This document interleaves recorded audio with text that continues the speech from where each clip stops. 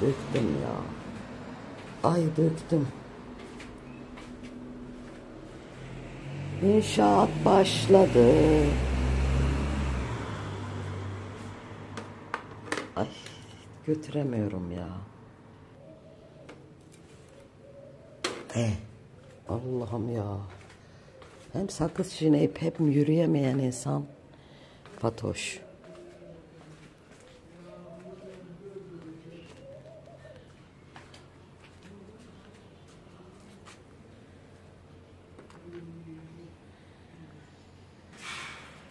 Merhabalar bir tanelerim, hoş geldiniz, sefalar getirdiniz. Yayınımıza başlamadan önce tüm Türkiye'miz için çok geçmiş olsun. Balıkesir'de deprem olmuş, birçok yerde hissedilmiş. Çok üzgünüz, Allah'ım daha beterlerinden korusun. Hasta yatıyordum ben, duyduğumda çok geçti. Çok üzüldüm. Zaten hastayım. Gerçekten çok üzüldüm. Allah'ım korusun vatanımızı, tüm Türkiye'yi, tüm insanlığı. Nasılsınız? Bugün inşaat vakti. Ben hasta oldum. Birazcık ayaktayım bugün. Bugün yardımcımız geldi. Gökhan görmüştü beni. Çok üzülmüş. Gökhan'ımız geldi. Abla dedi, sakın dedi, kendini harap etme. Hasta olduğumu da duydu. Çaylarını içtiler onlar. Ay falan da iş. Kolay gelsin Gökhan. Hoş geldin. Gökhan geldi bizim yardımımıza. Yenge öyle olmaz dedi. Vallahi benim yaptığım duvarlar bakın sıyırdı. Bu buraya olmaz dedi. Aha bak başladı bile maşallah. Şuraya bakın. Şuraya hemen oldu.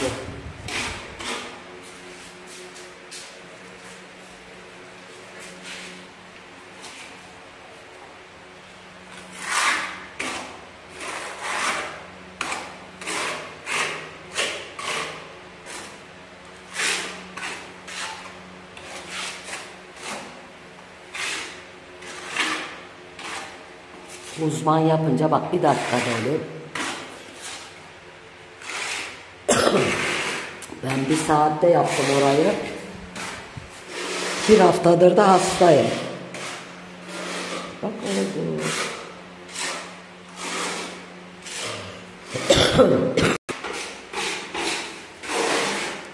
Umut yok ama. Umut gezmeye gitmiş. Umut İstanbul'a mı gitti? İstanbul dedin değil mi? Gökhan, Umut İstanbul'a mı gitti? Vallahi Umut İstanbul'a gitmiş. Ben dedim Umut da gelir. Ay bak ne güzel oldu oraların dibi. Ay Gökhan ellerine. Umut ya Umut dedim. Gökhan, buralara macunla olur diyorlar da. Macun bulamıyorum. Adamlar diyor ki üretilmiyor diyor. Artık silikon var diyorlar. Belki Gökhan bize çıkmaca pencere bulur. Gökhan çok yönlü. Ne istersek yapabiliyor maşallah maşallah. Belki çıkma bulur buraya güzel bir kalpen. Ay çok güzel oldu oralar bak gördün mü Gökhan? Ben saatlerce yaptım oraları. Bir de yanlış alt şey kullanmışım. Çok güzel oldu. Benimkine sıyırdı vallahi Gökhan. Bak olmaz bu dedi.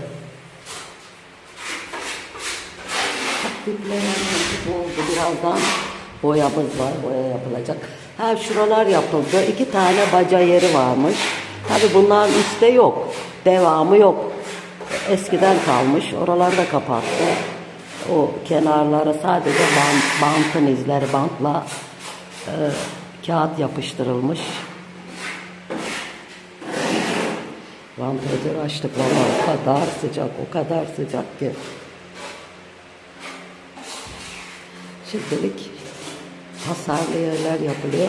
Çok güzel olacak ama. Ben onlara bir çare bulacağım. Macun bir iki yere sordum. Macun yok diyorlar.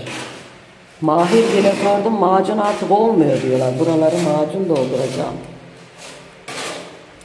Bir yerde bulacağım inşallah. Camcılara bakacağım.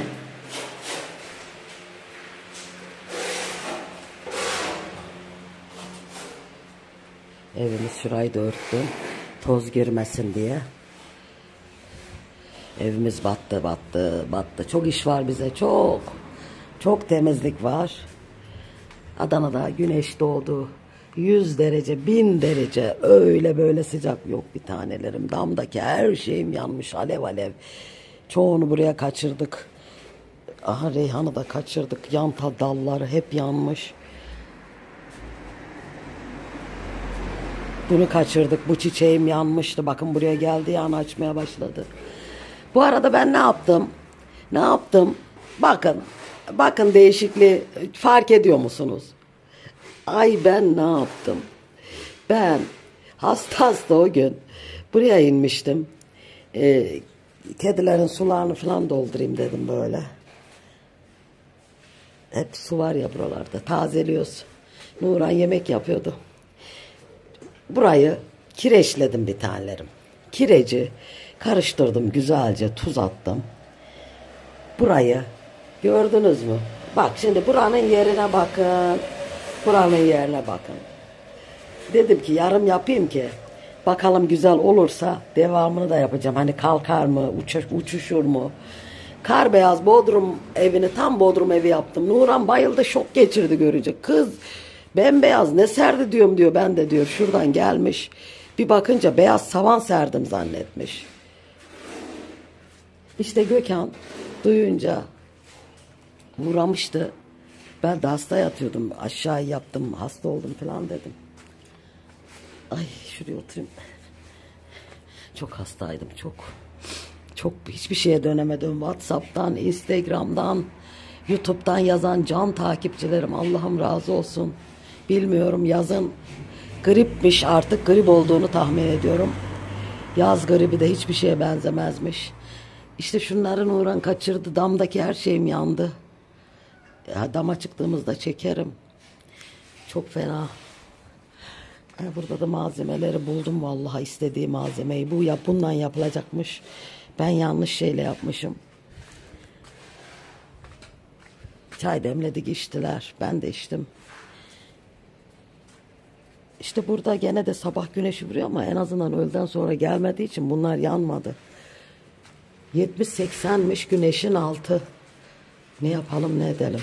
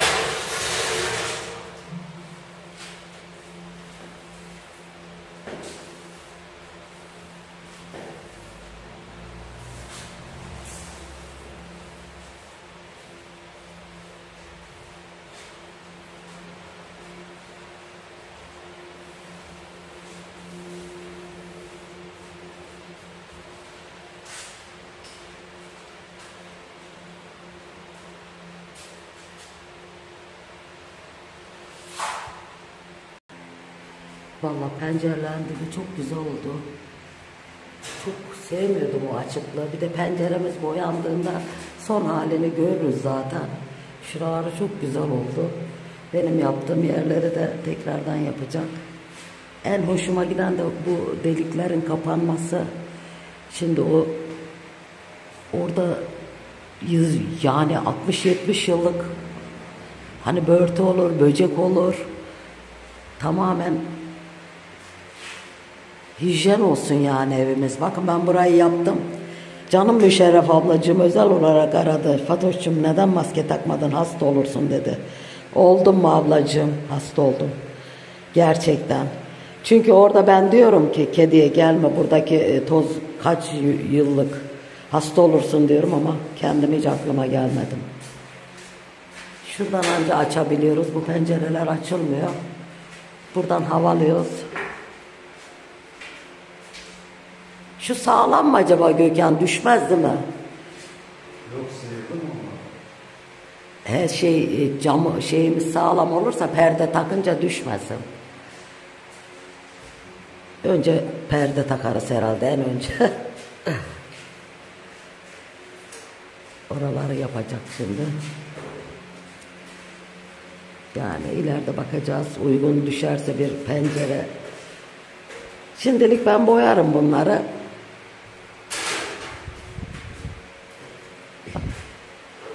Bunları yine ev boyasıyla mı boyayak Gökhan? Camları. Ha. Hani neyle? Değil mi? Çünkü önceden bunlar çok boyanmış, ev boyasıyla boyandığı için zamanında da hani hep normal boya sürmüşler. Hiç yağlı boya sürülmediği için mecburen yine ev boyasından süreceğiz.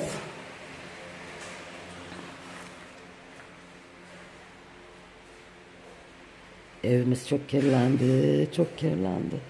Burayı örttüm en azından. Bakayım buraya, evimize bakayım da içim açılsın. Ah, yeni görenler, duyanlar da böylece bunlar ne yapıyor dediğimde şimdi oradan buraya ışınlanıyoruz bakın. Oradan buraya ışınlanıyoruz. Nasıl ışınlanıyoruz? İşte burayı yaptık. Cesaretimiz vardı, yaptık.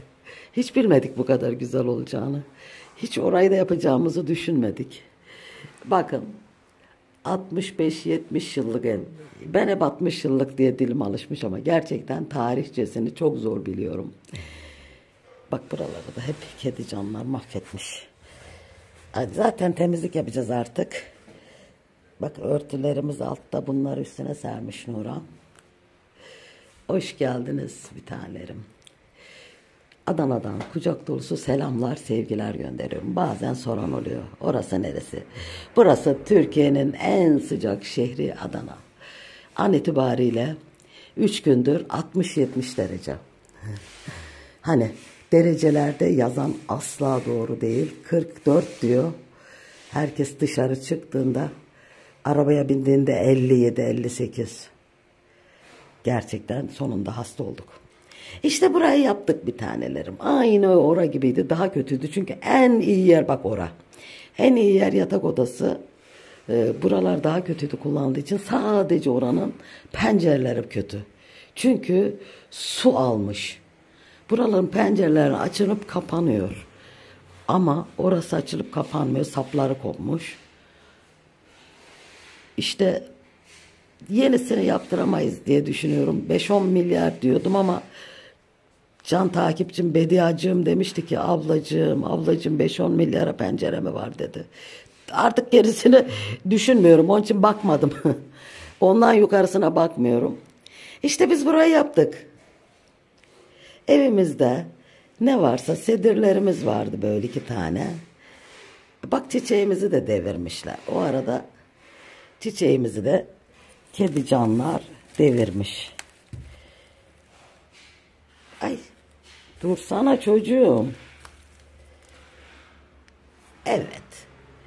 İşte burayı kendi imkanlarımızla yaptık. Evimizde ne varsa anneden, babadan, anneanneden, babaanneden abladan, kendimden, Nuran'dan evimizde ne varsa yaptık. Böyle minnak kitaplıklar yaptım. Ben yaptım. Ben yaptım dediğimde bazen gülüyorlar. Nuran da yaptı. Tabii ki Nuran ve ben bir bütünüz. Vallahi bugün Gökhan yine yetişti. Hiç öyle bir fikrimiz yoktu. Gökhan dedi ki olmaz Fatoş ablacığım dedi. Ben yaparım dedi. Zaten tavanı yapamıyoruz. O yapıyordu. Gökhan geldi attı kendini vallahi. Allah'ım razı olsun. İşte burayı ben gene örteyim. İşte son hali. Aha burada öyleydi. Vallahi azimle yaptık. Bundan daha sıcaktı geçen sene. Geçen sene biraz da çok hüzünlüydük. Anneciğimi, ablacığımı kaybettiğimiz için. Sıcağı bilmedik, soğuğu bilmedik. Ama bu sene gerçekten ilk çalışmaya başladığımda hasta oldum. Bilmiyorum, ondan değildir mutlaka. Çalışmaktan bir şey olmuyor. Şunu şöyle koyayım, kapımızı örteceğim. Bura bari tozlanmasın. Lambamızı da örtelim, tasarruf yapalım. Kızım da takip ediyor onları. Gökhan abisini.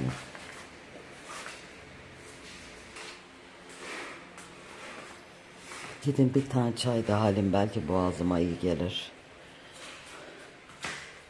Yine de terliklerimizi çıkarak da iş çok. Bunlar hep yıkanacak. Hep yıkanacak. Şimdi böyle hele şey yapınca bakın ben ne buldum. Marketten geliyordum geçenlerde. Ay böyle bir dörtlü sebzelik, o kadar yönü, o kadar güzel. Tahtadan, o kadar güzel tahtadan ki. Bunların içinde de böyle beyaz dantelli örtüleri vardı, böyle dışına doğru fırfırlı. Ay dedim bunu alayım, yıkarız bir şekilde, kullanırız dedim. Elimde de marketten poşet vardı. O sebzeliği kolumun altına tutturdum, zorla geliyordum. Sebzelik takmalı, böyle hep mobilya değil. Daha güzel bir şey, daha doğal. İşte anlayın ondan. Kolumun altına koydum, bir şekilde getiririm dedim. Aşırı ağırlığı yoktu ama bundan bir parça daha vardı. Ay çıktı, böyle hep takmalıymış, onlar çıktı. Dağıldı kolumun altında. Hani getirmem imkansız, sadece bunları çıkarttım. 3 tanesini çıkarabildim. Taşıyamıyorum. İçinin dantellerini hep çıkarttım. Hep içinde böyle eşyalar vardı çünkü bunun. Her şeyiyle çıkartmışlar. O içindeki dantelalarını, örtülerini hep çıkarttım. Fırfırlı böyle bağlamalıydı. Aslında Nurhan biri olsaydı örneğinden yapardık, dikerdik dedi. İşte bunları dün deterjanla, çamaşır suyuyla Nurhan pırıl pırıl yıkadı. Çiçek koruz, sebze koruz, değil mi? Böyle bir hasır sepet rattan, doğal rattan, bu plastik değil. Böyle bir tanesini gördüm ben, o 3 harflerin birinde 350 lira. Plastik üstelik. Vallahi bunu yeni gösterdim bak. Buralar düzenlendiğinde onu da düzeltiriz inşallah, şılanmamızı. Ha, burası da bizim mutfağımız. Minnak mutfağımız. Bu perdeleri çok yakından çek diyen vardı. Nasıl o diye. Ha böyle işte, bu böyle boncuk boncuk Nurhan yaptı. Çok güzel ama ışık vuruyor. Nasıl oluyorsa gözükmüyor. Sarımsaklarımız, her şeyimizi buraya koyuyoruz. Burada daha iyi kalıyor. Sonra ben bir mermer bulmuştum. Bu mermere de tahta koydun Nurhan böyle. Hani bunlar su geldiğinde yıkadığımızda su değmesin bunlara diye. Çok güzel olmamış mı? Vallahi her şey doğal, her şey. Bak bunu da ne yapmışlar. Bu bizim, bu artık 200-300 yıllık olabilir ama. Bunlar köyde buğday, un katarlardı çuvallara. Kışlık erzaklarını görüyor musunuz? Görüyor musunuz? Ben niye üstüne geliyorum ki, gölge yapıyorum. Bakın. Bakın. Bunu hangi ninelerimiz yaptı acaba? Canlarım canlarım nurlarda yatsınlar. Ah, şuradan şöyle. Mutfağımızı gösterdik mi? Bu da bizim minnak mutfağımız. Devamlı lamba örtüyorum.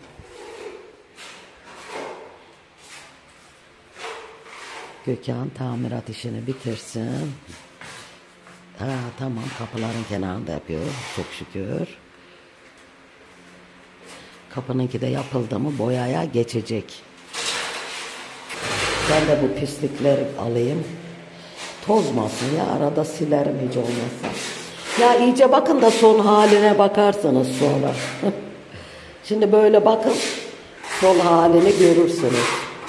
Bura yeterli mi Gökhan benim yaptığım? Buraya bir şey geçeceğim mi? Tamam. Alttan su almaz. Değil mi? Bayağı sağlam yaptım. Tekrar dökülme yapalım. Değil mi? Sağlam yaptım orayı. Bak orayı beğendi Gökhan. Orayı sağlam yaptım vallahi, taş gibi yaptım. Tavanların eklerini de yapmış. Oralar da kabarmışlar.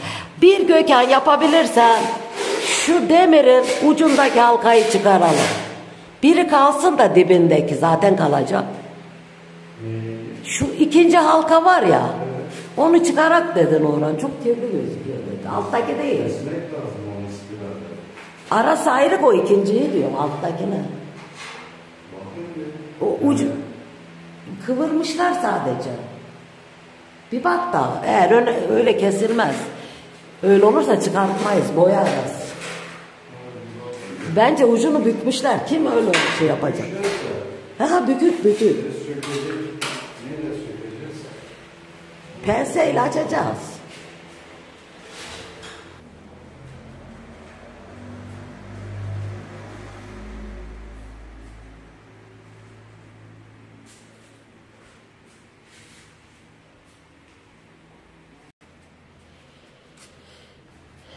Evet, dinlenme molası verdi Gökhan.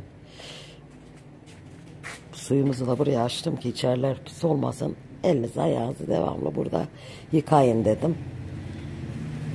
Şurayı da biz yaptık deliğini vallahi. Biraz yüksek yapmışık ama buranın şeyi kırıktı, böcek çıkıyordu.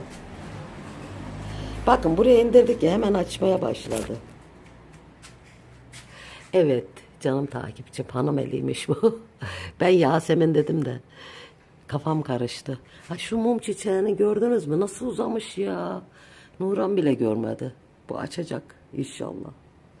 Ne kadar sevdi yani. İşte benim de kısa günün kârı nasıl olmuş dostlar, canlarım. Ay şuraya oturayım kız. Kız vallahi ayakta duramıyorum. Canlarım, beni nereden takip ediyorsunuz? Burası benim Bodrum'um. Vallahi Bodrum yaptım burayı. Burası eskiden gerçek Bodrum'du. Şimdi tatil yeri Bodrum oldu. Kireç sürüyoruz her gün. Ben şimdi buraları kireç yaptım. Dedim ki Nurhan'a böyle yarım yapayım. Demedim tabii, ben önce yaptım onun haberi yokken. Buraya inmiştim, kedilerin suyunu dolduruyoruz biz gündüz. Bir de burayı yıkıyoruz. Burada yatıyorlar çünkü çok sıcak. En sevdikleri yer bura. Değil mi oğlum? Kaçıyorlar, hepsi buraya yatıyor. Hani dayanamıyorlar, ev ne kadar şey. En serin burayı buluyorlar. Buradan da çekiyor. Güney kuzey olduğu için. Hani evin ölçsen en serin yeri bura. Nurhan diyorum ki buraya bana vallahi masa sandalye lazım. İnşallah ayarlarız. Anam eskiden ne kadar çok masa sandalyemiz vardı kız. Kız aradığında hiçbir şey kalmamış oldu kız. Tam bana lazımken. Neyse işte burayı da kireç yaptım. Dedim ki acaba soyulur mu dedim ama Nurhan dedi dün su tuttum dedi, hiçbir şey olmadı dedi. Ben patileriyle tabii bunlar da iz koymuş. Kız çok güzel olmadı mı? Bak. Bir şuraya bakın, bir buraya bakın. Buraya girdim mi içim açılacak. Ay umarım beğenirsiniz. Hadi bizi izlemeye devam edin. Birazdan şimdi Gökhan mola verdi. Eşim de geldi. Çay içiyorlar.